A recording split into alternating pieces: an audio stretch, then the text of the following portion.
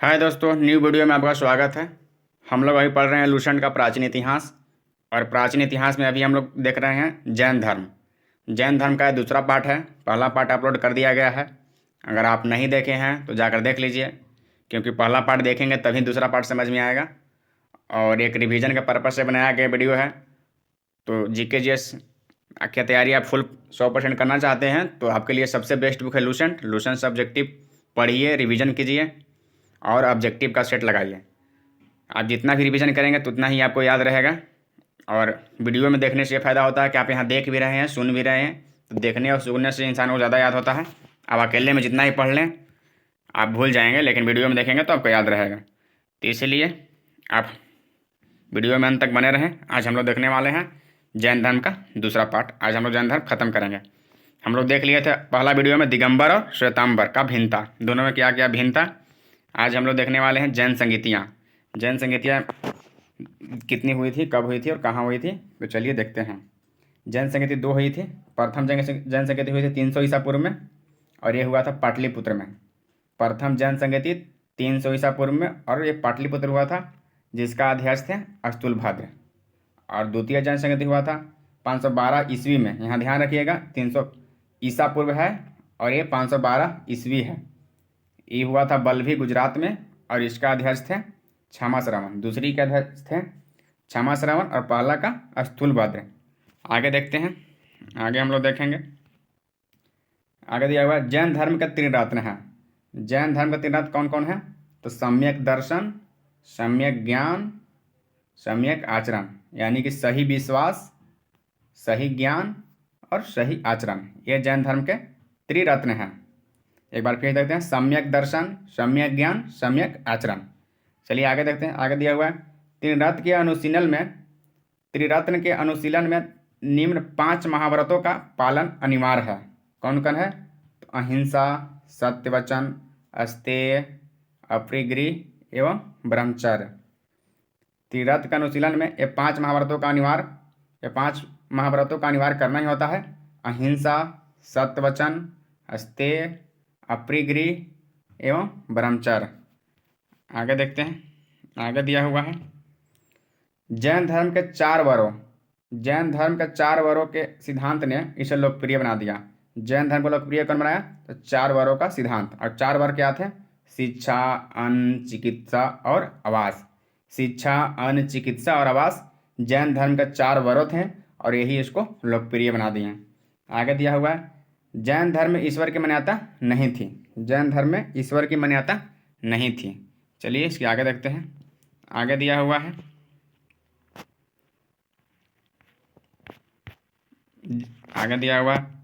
जैन धर्म में आत्मा की मान्यता है, यानी ईश्वर की मान्यता नहीं थी, लेकिन जैन धर्म में आत्मा की मान्यता है। जैनियों के अनुसार जीव यानी कि आत्मा न केवल मनुष्य व पशुओं में, वरना पेड़ पौधे, पत्थरों, जल आदि में भी पाया जाता है। जैनियों के अनुसार आत्मा यानी जीव सिर्फ मनुष्य और पशुओं में नहीं है, पशु पक्षियों में नहीं है, यानी कि पेड़ पौधा में भी है, पत्थर में भी है, जल में भी है, ये सब में आत्मा पाया जाता है जैन धर्म के अनुसार। आगे देखते हैं। आगे दिया हुआ है जैन धर्म के अनुसार सृष्टि का निर्माण जीव तथा अजीव नामक 2 मूल तत्वों से हुआ है। जैन धर्म के अनुसार सृष्टि का निर्माण हुआ है जीव अथवा अजीव, जीव तथा अजीव नामक 2 मूल तत्व से हुआ है। जीव चेतन तत्व है और अजीव अचेतन जड़ तत्व है, जो है पुद्गल, काल, आकाश, धर्म व अधर्म। इसके आगे देखते हैं। आगे दिया हुआ है महावीर पुनर्जन्म एवं कर्मवाद में विश्वास करते थे। महावीर है जो पुनर्जन्म यानी पुनर्जन्म हो सकता है और कर्मवाद में विश्वास रखते थे। आगे दिया हुआ है जैन धर्म के सप्तभंगी ज्ञान। जैन धर्म के सप्तभंगी ज्ञान के अन्य नाम स्यादवाद व अनेकात्वाद है, जो जैन धर्म का मौलिक सिद्धांत है। एक बार इसको फिर देखते हैं। जैन धर्म के सप्तभंगी ज्ञान के अन्य नाम स्यादवाद एवं अनेकात्वाद है, अनेकांतवाद, जो जैन धर्म का मौलिक सिद्धांत है। आगे देखते हैं। आगे दिया हुआ है जैन धर्म ने अपने आध्यात्मिक विचारों का सांख्य दर्शन से ग्रहण किया है। जैन धर्म अपने आध्यात्मिक विचार को कहाँ से ग्रहण किया है? तो सांख्य दर्शन से ग्रहण किया है। इसके आगे दिया हुआ है, जैन धर्म मानने वाले कुछ राजा थे, उदयनी, वंदराजा, चंद्रगुप्त मौर्य, कलिंग नरेश खारवेल, राष्ट्रकूट राजा अमोघवर्ष, चंदेल शासक। ये सब थे जो जैन धर्म को मानते थे। जैन धर्म कौन का राजा मानते थे?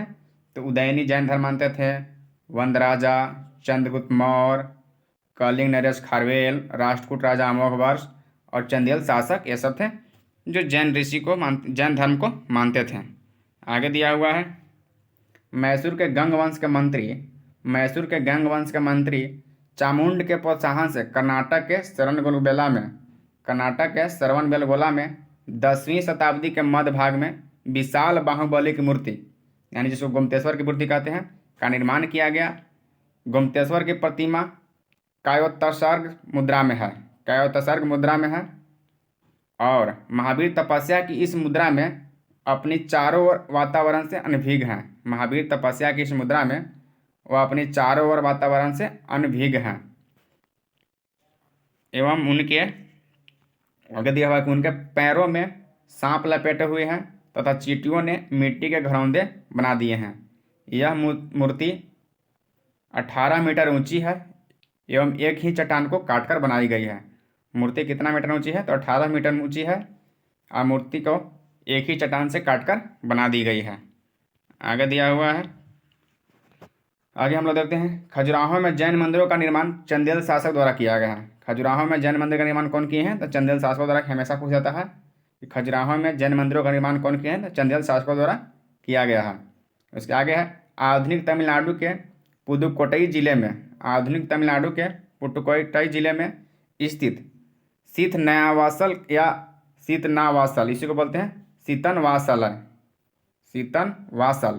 या सीतनावासल गुफाएं जैन धर्म से संबंधित है। आगे देखते हैं, आगे दिया हुआ है, मौर्योत्तर युग में मथुरा जैन धर्म का प्रसिद्ध केंद्र था। मथुरा कला का संबंध जैन धर्म से है। मथुरा कला का संबंध कौन से है? तो जैन धर्म से है। आगे दिया हुआ है, जैन तीर्थकारों की जीवनी भद्रबाहु द्वारा रचित कल्पसूत्र में है। जैन तीर्थकर की जीवनी भद्रबाहु द्वारा रचित कल्पसूत्र में है। भद्रबाहु क्या रचे हैं? तो कल्पसूत्र, इसी में जैन तीर्थकों की जीवनी है। इसके आगे दिया हुआ है, 72 वर्ष की आयु में महावीर की मृत्यु निर्वाण 468 ईसा पूर्व में बिहार राज्य के पावापुरी राजगीर में हो गई। बिहार राज्य के पावापुरी राजगीर में हो गई। आगे दिया हुआ है, मलराजा सृष्टिपाल के राजप्रसाद में महावीर स्वामी को निर्वाण प्राप्त हुआ था। मलराजा सृष्टिपाल के राजप्रसाद में महावीर स्वामी का निर्वाण प्राप्त हुआ, यानी मृत्यु हुआ था। तो आज हम लोग जैन धर्म ही खत्म कर लिए। आगे है इसके बौद्ध धर्म, कल बौद्ध धर्म दिखेंगे और वीडियो हर दिन अपलोड होगा, सिर्फ संडे छोड़कर। तो आप लोग वीडियो डेली देखें, रिवीजन करें, ताकि आपको जीके जैसे फ़ायदा हो, और चैनल को सब्सक्राइब लाइक करें। मिलते हैं फिर अगले वीडियो में, तब तक के लिए जय हिंद।